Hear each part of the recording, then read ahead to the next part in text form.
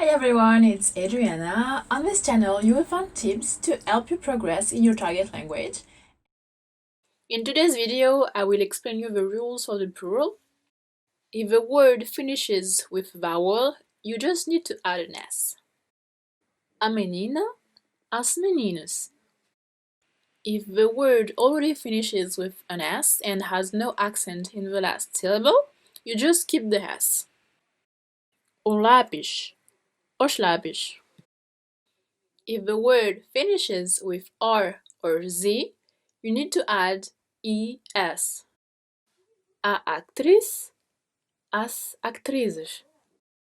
If you find a word that finishes with an S with an accent in the last syllable, you also need to add ES. O país, os países.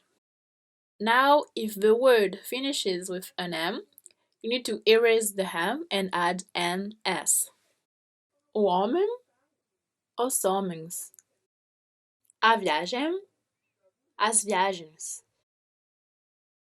If the word finishes with an L, you just need to erase the L and add IS. O sinal, os sinais. O farol, os faróis.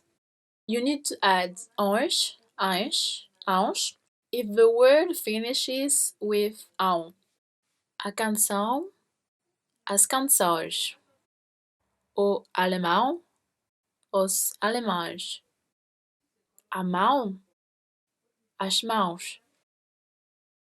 Now let's see a few examples. A canção francesa é romântica. As canções francesas são românticas. Aquele advogado é capaz.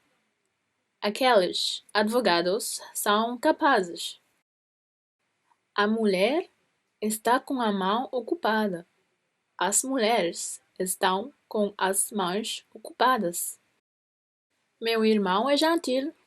Meus irmãos são gentis. O ônibus é bom. Os ônibus são bons.